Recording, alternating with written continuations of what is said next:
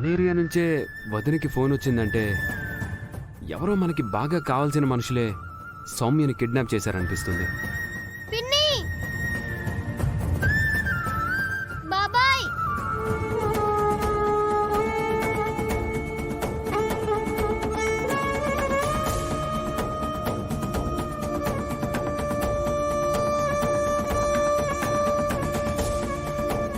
పిన్ని బాబాయ్ నేను మీ ఎదురుగా ఉన్న బిల్డింగ్ లో ఉన్నాను. మిమ్మల్ని పిలుస్తున్నాను, మీకు కనిపించడం లేదు. ఒకసారి మీ పక్కన ఉన్న బిల్డింగ్ వైపు చూడండి, మీకు నేను కనిపిస్తాను. నన్ను కాపాడండి, మీతో పాటు నన్ను తీసుకువెళ్ళండి.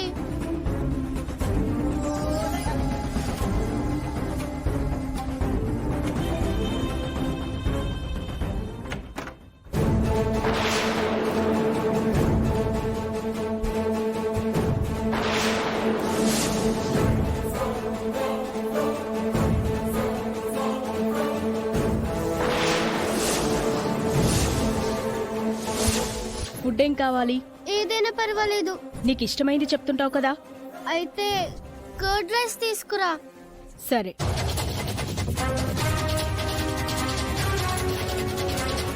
అమ్మయ్య.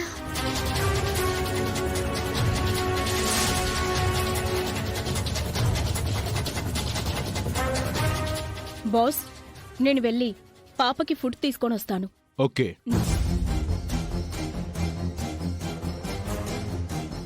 అవనికి ఎలాగైనా డెడ్ లైన్ పెట్టాలి. Okay boss. పిన్ని పిన్ని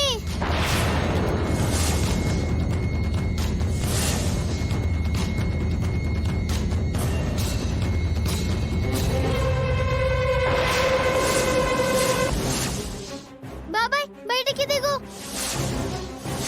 బాబాయ్ రాకెట్ ఓపెన్ చేసి చదువు.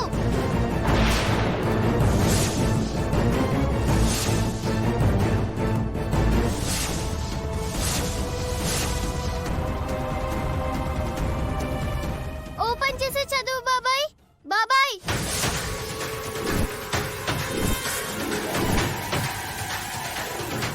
చదువు బాబాయ్.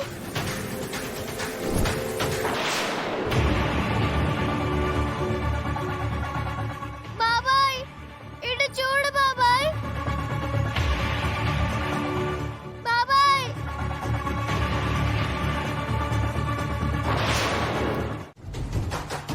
ఒకప్పుడు మాకున్నది 2 ఎకరాల పొలం. 3 పుట్ల సరిగ్గా తినడానికి తిండి కూడా ఉండేది కాదు. అమ్మవారు దొరికిన తర్వాత ఎంతో ఆస్తిని సంపాదించాం.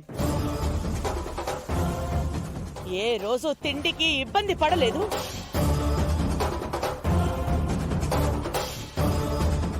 ఈ రోజు మనకి పల్లెటూళ్ళలో అంత పేరుందన్నా, ఇలా అనుభవించడానికి ఆస్తులు, తిరగడానికి ఖరీదైన కార్లు, ఇష్టం వచ్చినట్టు ఖర్చు చేయడానికి డబ్బు ఉందంటే అందుకు కారణం ఆ అమ్మవారి దయే.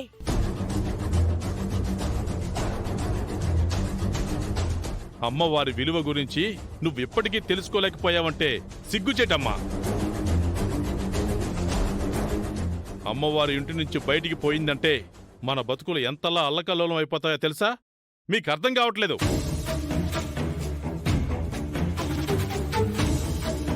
మన బతుకులన్నీ అమ్మవారితోనే ముడిపడున్నాయి.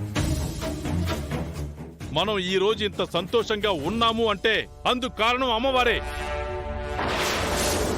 ముమ్మాటికి అమ్మవారే.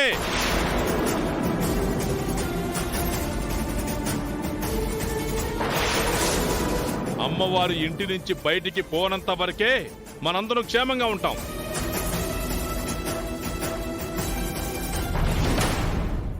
మరొకసారి అందరికీ చెప్తున్నాను, వినండి.